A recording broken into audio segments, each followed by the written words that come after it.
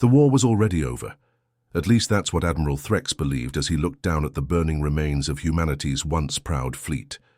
Twisted metal and debris floated silently in the cold darkness of space, each piece telling the story of another human ship that had tried and failed to stop the inevitable.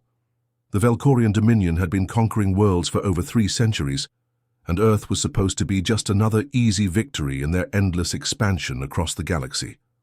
Threx's massive flagship, the Void Render, hung in space like a monument to destruction. Its hull was dark purple, almost black, with strange geometric patterns that seemed to shift and move when you looked at them too long. Around it, hundreds of other Valkorian warships formed a perfect sphere around Earth's last remaining defense station. The humans called it Fortress Prime, but to Threx it looked more like a dying animal trapped by hungry wolves. "Commander Minho, we've lost contact with the lunar base," reported So Young, her fingers dancing across the tactical display with desperate efficiency. Sweat beaded on her forehead as she tried to make sense of the chaos surrounding them. The defense station shuddered violently as another wave of enemy fire struck their shields, and the lights flickered ominously. Minho stood firm at his command post, even as the deck plates vibrated beneath his feet.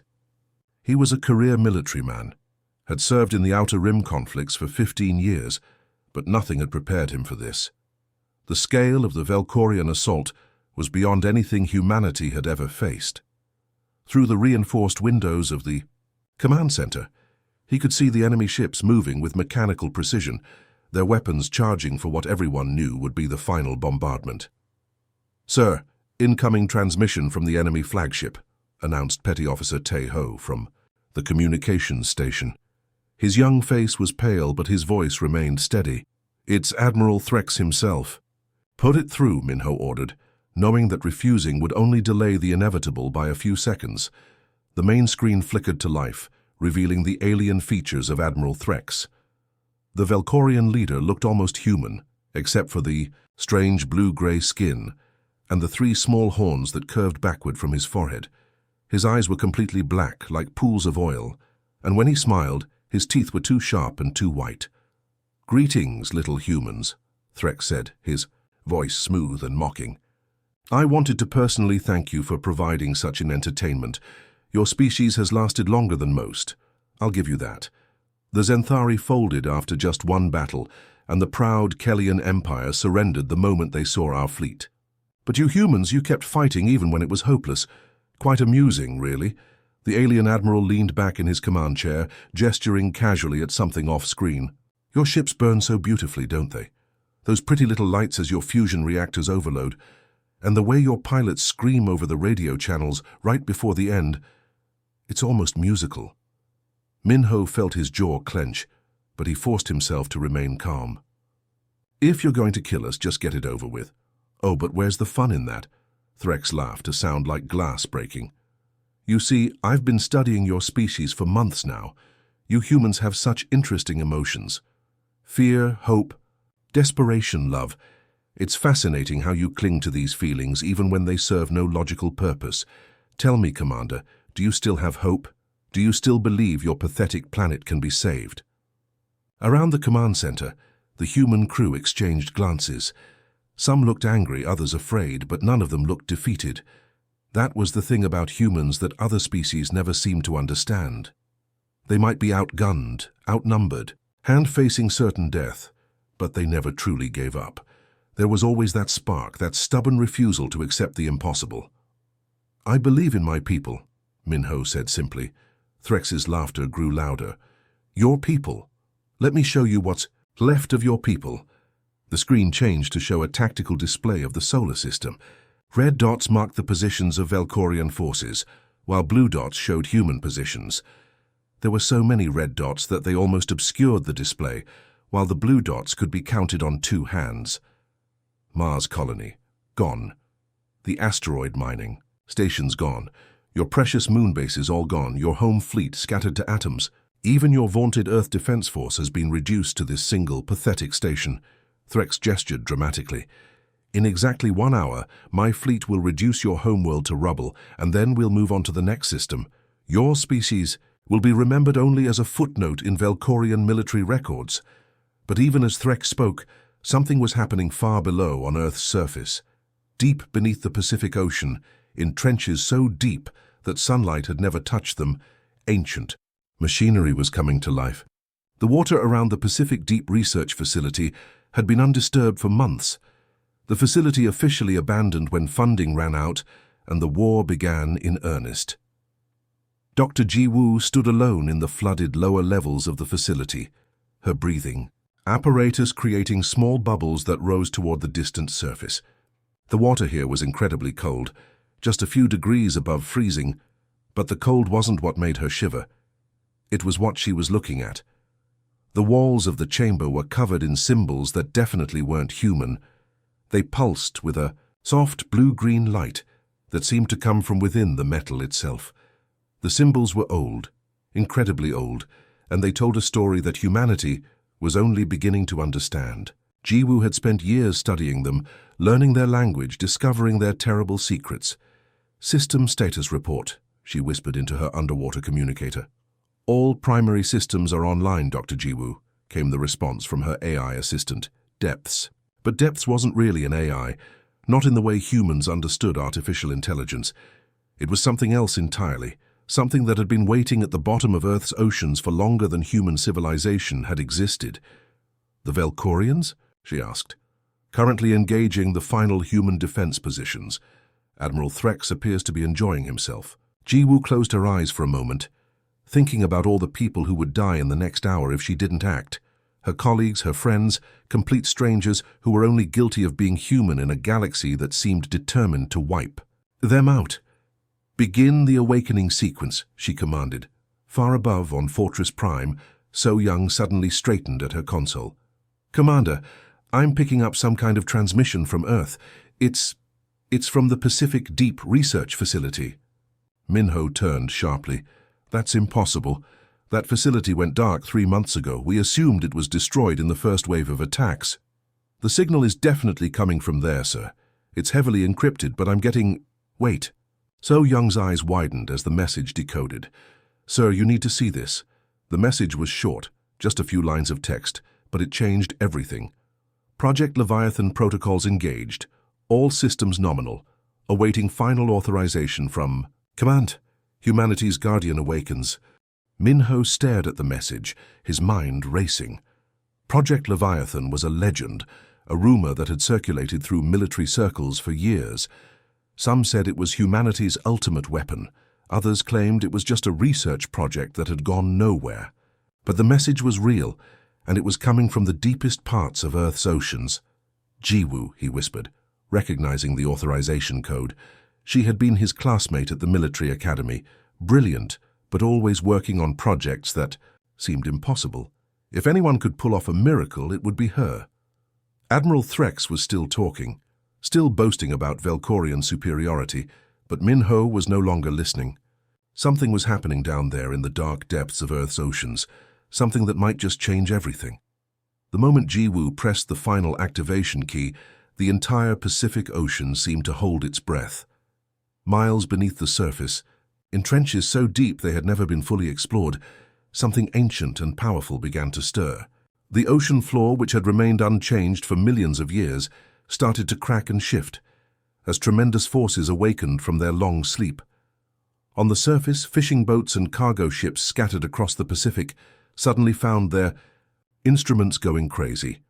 Compass needles spun wildly, sonar equipment produced impossible readings, and experienced captains who had spent decades at sea stared in confusion at waves that seemed to be moving in patterns that defied all logic.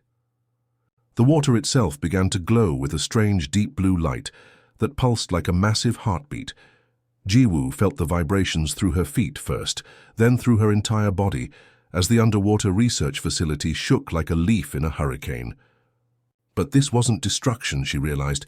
This was birth. The ancient symbols on the walls blazed brighter now, their alien script telling a story of patience, planning, and a thirst for justice that had been building for thousands of years. "All personnel, prepare for ascent," announced Depths through the facility's communication system. The voice was different now, stronger, more alive than it had ever been during the years of preparation.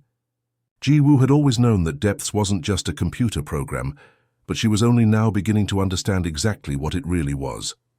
Taemin, the facility's lead AI specialist, watched his monitors in amazement as system after system came online. He had worked with Depths for 3 years, running endless simulations and tests, but he had never seen anything like this. The power readings were off the charts, drawing energy from sources that human science couldn't even identify, let alone understand. "Depths, what's happening to the facility?" he asked, his voice barely steady as the entire structure groaned and shifted around him. "We are ascending, Taemin," came the reply, but not through the speakers this time. The words formed directly, in his mind clear and precise. The time for hiding is over. The time for judgment has come.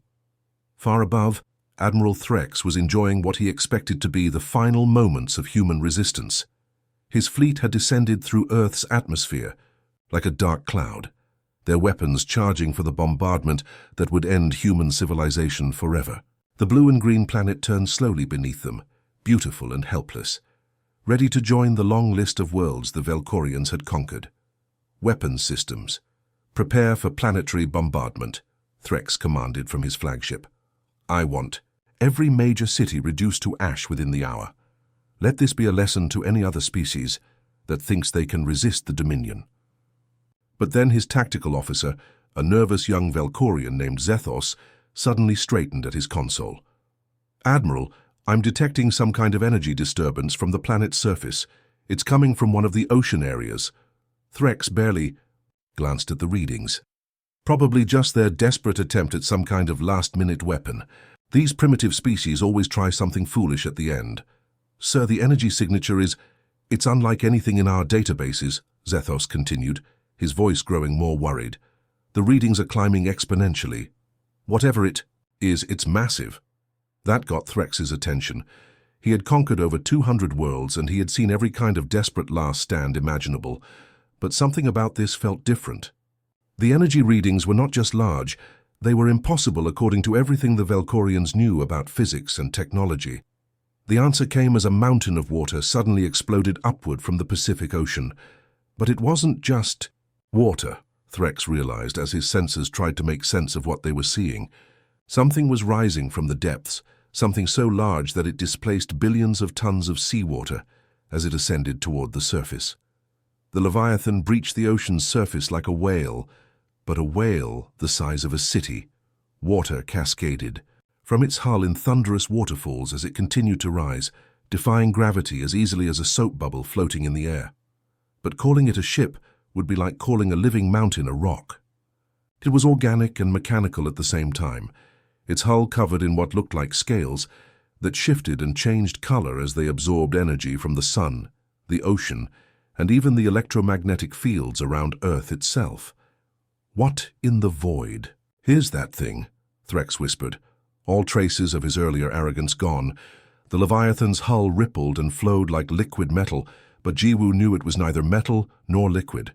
It was something far more advanced, a fusion of biology and technology that represented the pinnacle of a civilization that had mastered the secrets of life itself. As the great ship climbed higher into the sky, she could feel its emotions, its memories, its pain. "You're not from Earth," she said, the realization hitting her like a physical blow. "All these years, I thought you were some kind of ancient, human experiment, but you're not human at all." "No," Depths replied, and now she could hear the infinite sadness in its voice. "I am the last of the architects, the species your people called the Ancient Ones in your mythology. We were old when your son was young, Jiwoo. We had cities beneath the waves when your ancestors were learning to make fire." Taemin felt his legs go weak as the full truth sank in. "The Velkorians destroyed your people?" "They tried," Depths said, and now there was something else in its voice, something cold and terrible. 10,000 years ago, they came to our worlds as they have come to yours. They spoke of peace, of trade, of mutual benefit. And when we welcomed them, when we showed them our technology and our cities, they turned our own weapons against us, the key." Leviathan continued its ascent, now high enough that people on the ground could see it with the naked eye. News reports flooded the airwaves, as millions of humans looked up at the impossible sight of a living mountain floating in their sky. Some thought it was an alien invasion, others believed it was humanity's salvation. None of them guessed the truth. Lieutenant Hyejin, monitoring communications from the Emergency Command Center in Seoul, couldn't believe what she was hearing through the intercepted Valkorian transmissions. "They're completely panicking up there," she reported to her commanding officer. "Admiral Threx is demanding answers from his tactical teams, but none of them can explain what they're seeing." The panic in the Valkorian fleet was spreading like wildfire. These were hardened warriors who had conquered entire star systems, but they had never encountered anything like the Leviathan. Their sensors couldn't get a proper reading on it, their computers couldn't classify it, and their weapons couldn't lock onto it. "All ships concentrate fire on that, whatever it is," Threx ordered, his voice tight with fear disguised as anger. The response was immediate. Hundreds of energy beams lanced down from the Valkorian fleet, weapons powerful enough to crack continents and boil oceans. They struck the Leviathan dead on, creating explosions that lit up the sky like artificial suns. But when the light faded, the great ship was not only undamaged, it seemed to have grown larger. Its hull had absorbed the energy from the attack, converting it into fuel for its own systems.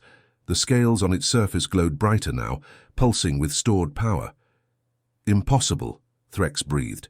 "Nothing can survive that kind of bombardment." "You were always so limited in your thinking," Depths replied, its voice now broadcasting on all Valkorian frequencies. "You see only destruction, only conquest. You never learned to create, to build, to grow. That is why your empire will fall, and why my people's legacy will endure." The Leviathan began to change as it rose higher into the atmosphere. Wings unfurled from its sides, not mechanical wings, but something alive, membranes that caught and channeled the solar wind. Its hull reconfigured itself, adapting to the vacuum of space as naturally as a fish adapts to water. Jiwoo watched in wonder as the ancient ship carried them toward the waiting Valkorian fleet. She had dedicated her life to understanding the mysteries of the deep ocean, but she had never imagined she would be part of something like this. Around the other human survivors stared through the transparent sections of the hull at the enemy ships growing larger as they approached. "What happens now?" Taemin asked. "Now," Depths replied, its voice filled with 10,000 years of patient fury. "The hunters become the hunted. Now those who destroyed my people will learn what it means to face the wrath of the deep. Now the long sleep is over, and the time of reckoning has begun." The Leviathan reached the edge of space, where the Valkorian fleet waited in perfect formation. But they weren't laughing anymore. Space had never seen anything like the Leviathan. The ancient ship moved through the vacuum with a grace that defied physics, its massive form gliding between the Valkorian vessels like a dancer performing a deadly ballet. Every surface of its hull seemed alive, breathing and shifting as it encountered new threats. When the enemy fired their plasma cannons, the ship's skin absorbed the energy and grew brighter.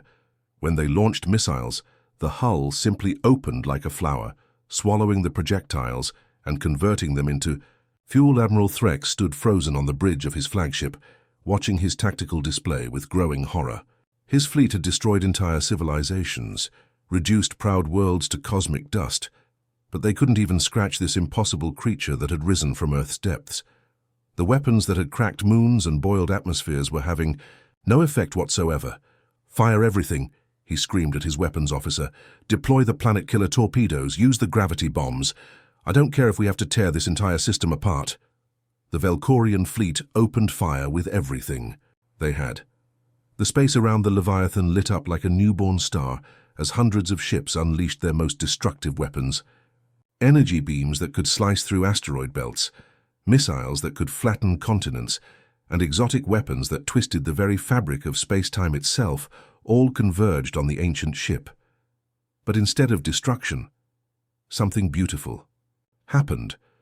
The Leviathan's hull began to sing, a deep, harmonic resonance that could be felt rather than heard. The attacks struck its surface and were absorbed, converted, transformed into something else entirely. The ship didn't just survive the assault. It seemed to welcome it, growing larger and more complex with each passing second. Captain Dong-hyun had been aboard the Leviathan for less than an hour, but he could already feel the ship's consciousness, touching his mind. He was a veteran of the Outer Rim conflicts, had served on a dozen different vessels, but nothing had prepared him for this. The ship wasn't just a machine or even a living creature.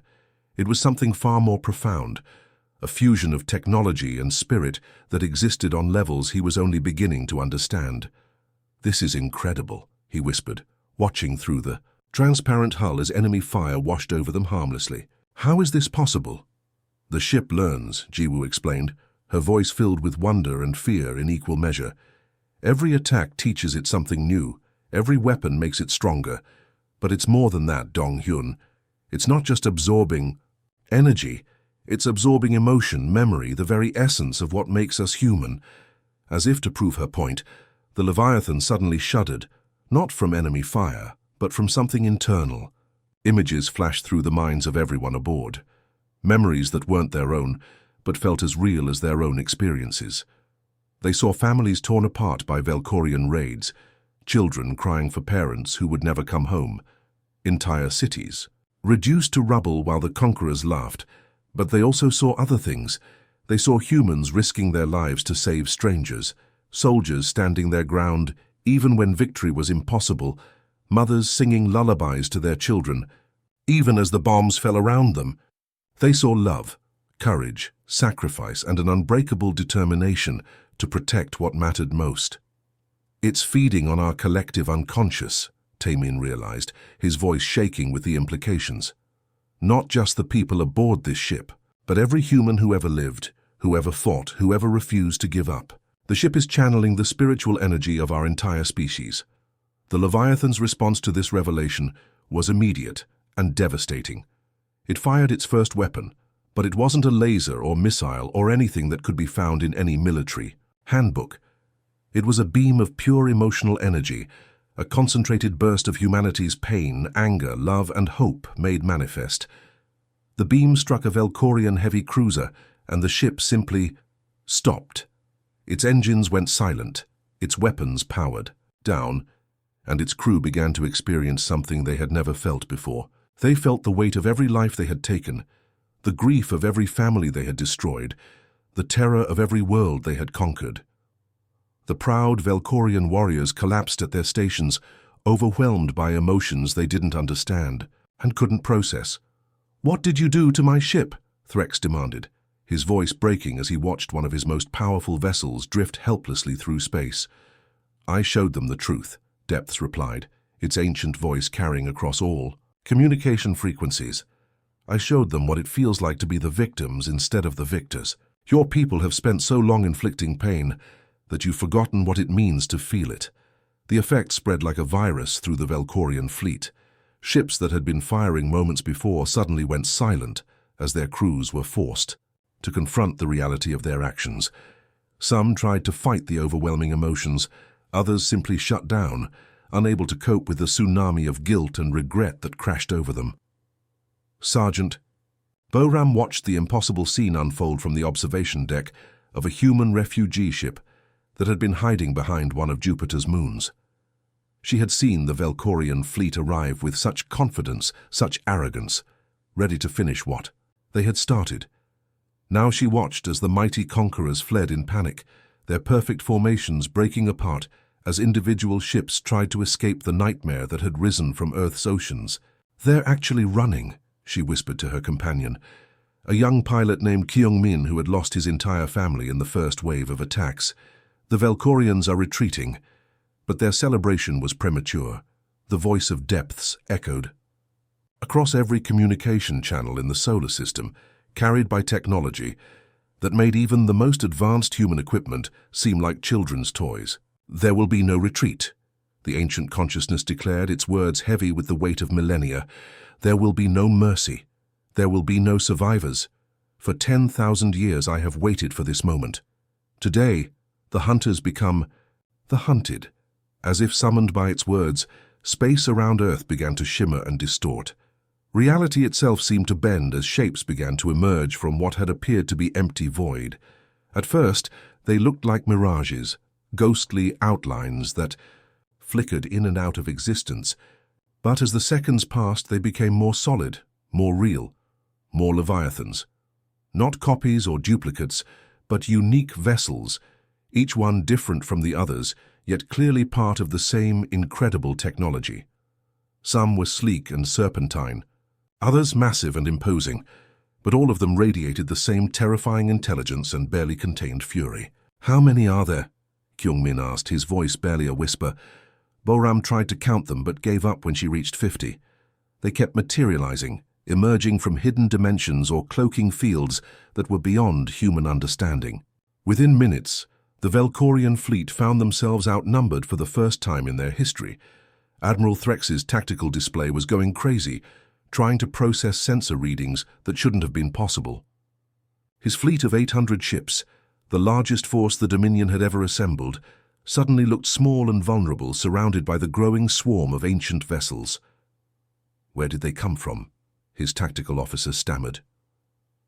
"Our long-range sensors showed nothing. There were no ships in this system, except the human vessels we already destroyed." "They were always here," Depths explained, its voice now coming from every speaker on every ship in the fleet. "Hidden in the spaces between spaces, waiting in the shadows of your own arrogance. Did you think I spent 10,000 years sleeping? I have been building, preparing, creating an army that would make even the destroyers of my people tremble." The newly revealed fleet began to move, not with the mechanical precision of the Velkorians, but with the fluid grace of living creatures. They surrounded the enemy vessels completely, cutting off every escape route, every possible avenue of retreat. "This is impossible," Threx repeated, his earlier confidence completely shattered. "We are the Velkorian Dominion. We have conquered 1,000 worlds.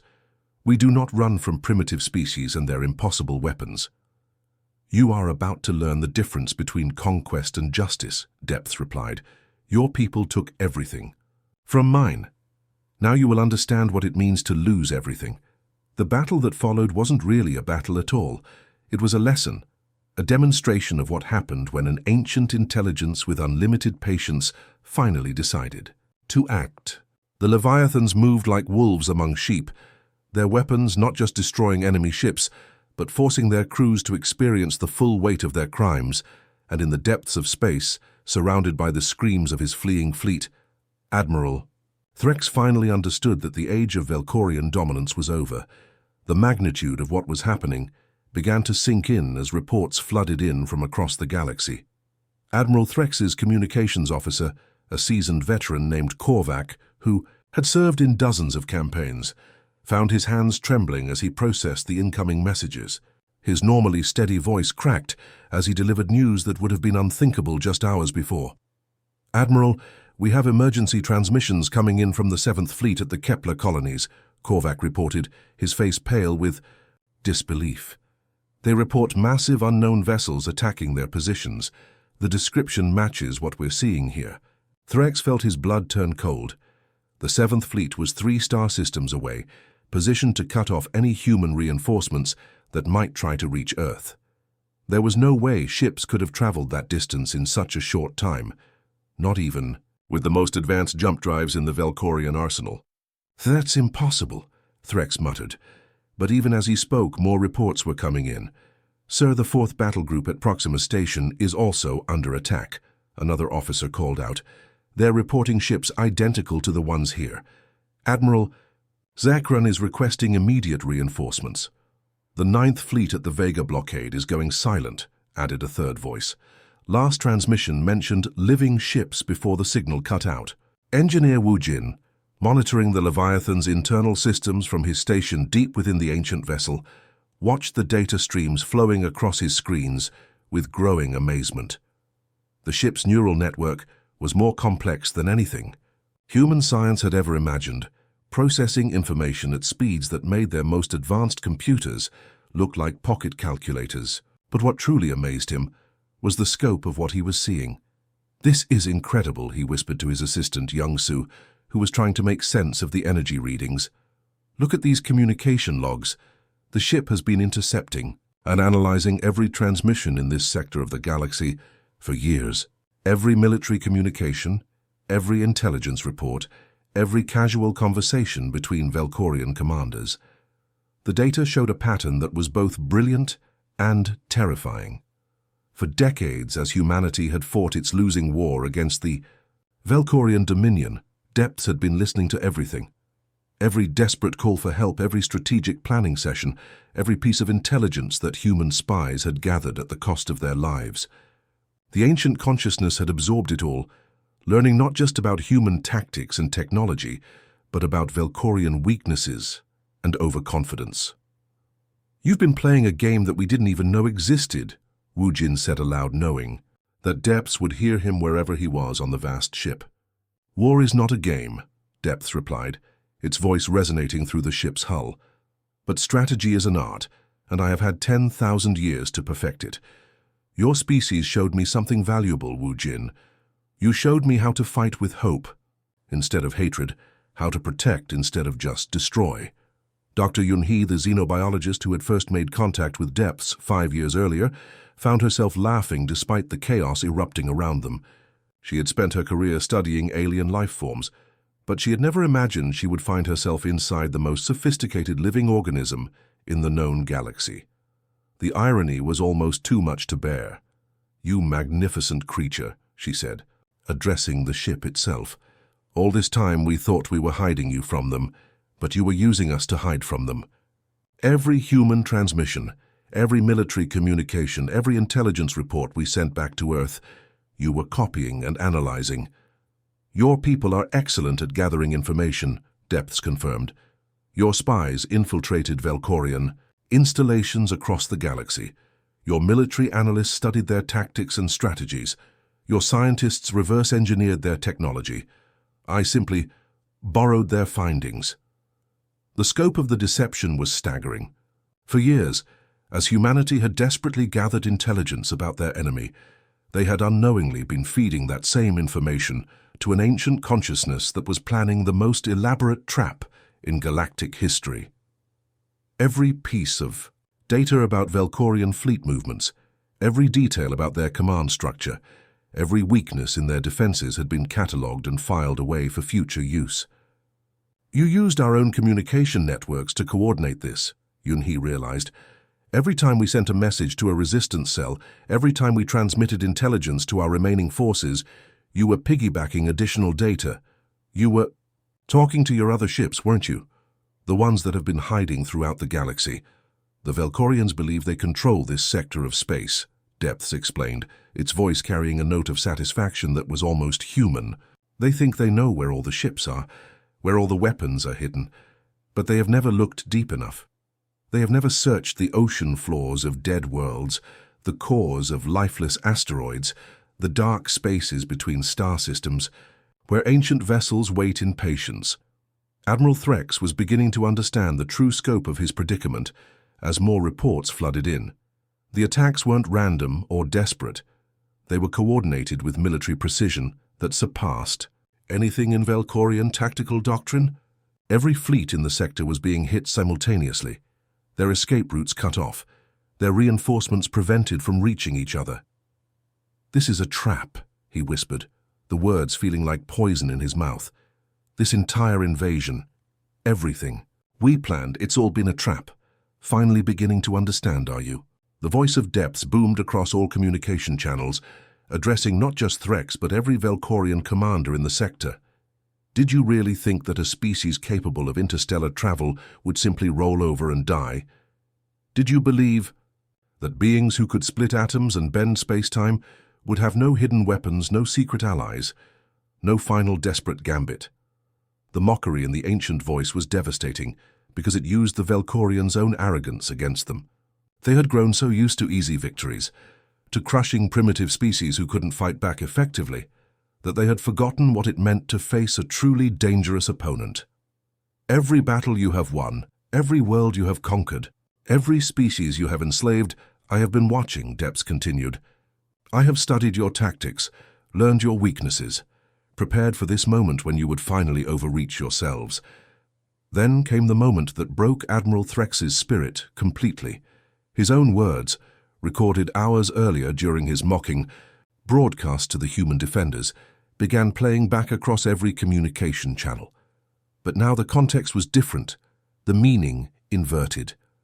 "Look at these pathetic creatures," his recorded voice echoed through space. "Their fleet is debris, their weapons are toys, and their planet will be ours within the hour." But as his words played, Velkorian ships began to explode around him. Not the quick, clean destruction of normal weapons, but something far more spectacular. The ancient vessels fired weapons that turned enemy ships into cascading displays of bioluminescent fire, each explosion creating patterns of light that were hauntingly beautiful even as they spelled doom for those caught within them. "The pathetic creatures," Depths announced with what could only be described as cosmic irony, "would like a word." The psychological impact was devastating. Across the sector, Velkorian commanders who had spent their careers terrorizing helpless worlds found themselves on the receiving end of superior technology and ruthless efficiency. Ships that had never known defeat suddenly found themselves outmatched, outgunned, and outmaneuvered by an enemy they had dismissed as primitive. Young Su, monitoring the communication channels from his position aboard the Leviathan, shook his head in amazement as he listened to the intercepted Velkorian transmissions. "They're completely falling apart," he reported to Wu Jin. "Their command structure is collapsing. Some ships are trying to retreat, others are demanding reinforcements that don't exist, and a few are actually trying to surrender." Surrender. Wu Jin looked up from his displays. "Will Depths accept it?" The answer came in the ancient consciousness's voice, calm and implacable as the depths of space itself. "For 10,000 years, my people begged for mercy. For 10,000 years, the survivors of 1,000 conquered worlds pleaded for their lives." Did the Velkorians show compassion then? Did they spare the innocent, the children, the elderly who posed no threat? The silence that followed was answer enough. The perfect strategy was unfolding exactly as Depths had planned for centuries. The hunters had indeed become the hunted, and there would be no escape from the justice that had been so long in coming. What followed could barely be called a battle. It was more like watching a master artist at work, each movement deliberate and precise, each action part of a larger design that had been planned for millennia. The Leviathan fleet moved through space with a coordination that no military force in galactic history had ever achieved. Each ship seemed to know exactly where the others were, what they were doing, and what they needed to do next.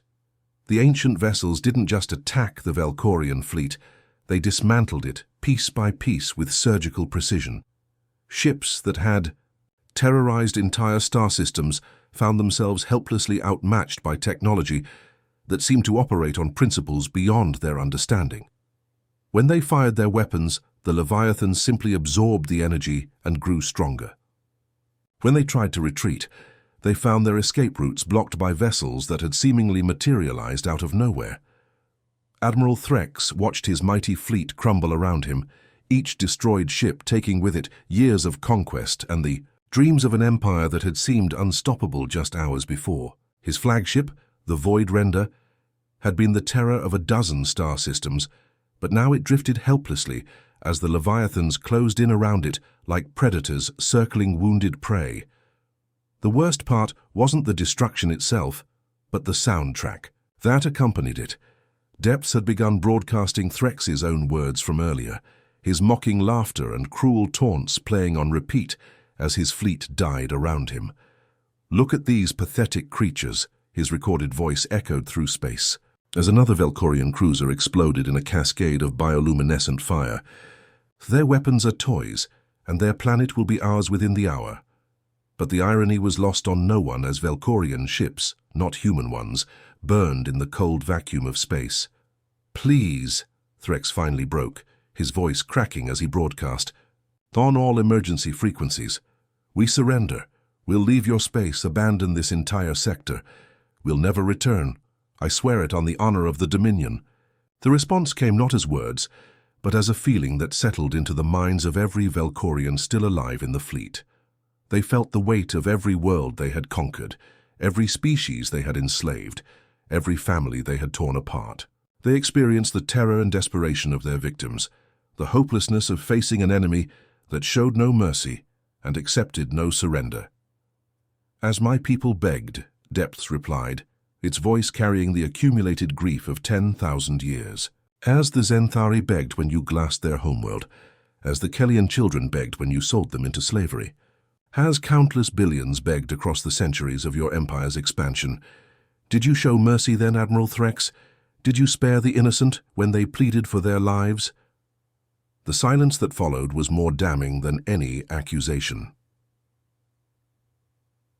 Commander. Jae-sung coordinated the rescue operations from his position aboard one of the few remaining human vessels, watching the systematic destruction of the Velkorian fleet with emotions he couldn't quite name.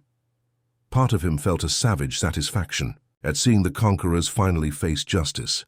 These were the beings who had destroyed his homeworld, killed his family, reduced humanity to a handful of scattered survivors hiding in the dark corners of space. But another part of him, the part that had been shaped by years of military service, and the values his parents had taught him, felt something else. The efficiency of the destruction was beautiful in its own terrible way, but it was also complete and merciless. There would be no survivors, no prisoners, no mercy for enemy wounded. "Is this what we've become?" he asked his communications officer, Lieutenant Hyo-jin, who was monitoring the battle while coordinating refugee ship movements. "Are we really no better than they were?" Before she could answer, the voice of depths filled their minds, not harsh or angry but surprisingly gentle, like an ancient teacher explaining a difficult lesson to confused students. "Watch and learn, Commander Jae-sung. This is not about revenge, though revenge has its place. This is about justice, and justice requires not just punishment for the guilty, but protection for the innocent." As if to illustrate the point, the Leviathan fleet began to change. The ships that had been focused on destroying the Velkorian forces suddenly shifted their attention to something else entirely. They began to replicate themselves, their hulls flowing and reshaping as new vessels budded off from the parent ships like flowers blooming in fast motion. But these new ships were different from their parents. Where the original Leviathans had been weapons of war, these offspring were clearly designed for protection and healing. Their hulls glowed with warm, welcoming light instead of the cold fire of vengeance, and their forms were more organic, more nurturing. Lieutenant Yu-jin, monitoring the sensor readings from her station aboard the rescue ship New Hope, couldn't believe what she was seeing. "The energy signatures are changing," she reported, her voice filled with wonder. "These new ships, they're not weapons. They're like mobile space stations, equipped with medical facilities, living quarters, even agricultural systems." Dr. Jiwoo, still aboard the original Leviathan, understood what was happening before anyone else. She had spent years studying depths, learning to interpret the subtle changes in its communication patterns and energy fluctuations. The ancient consciousness wasn't just ending a war, it was beginning a new age. "You waited," she said. Not really, asking a question, but confirming what she had begun to suspect. "You could have done this at any time over the past 10,000 years, couldn't you? You could have emerged from the depths and destroyed the Velkorian dominion centuries ago." "Yes," Depths confirmed, its voice now carrying a warmth that hadn't been there during the battle. "I had the power, the technology, the knowledge of their weaknesses. I could have struck at any time and ended their empire before it spread across the galaxy." "Then why didn't you?" asked Taemin, still trying to process everything he had witnessed. "Because power without wisdom is just another form of tyranny," Depths explained. "Because vengeance without justice is just another cycle of violence. I needed to find partners, not subjects. I needed to find a species that could wield this power responsibly." The ancient consciousness paused, and when it spoke again, there was something almost like pride in its voice.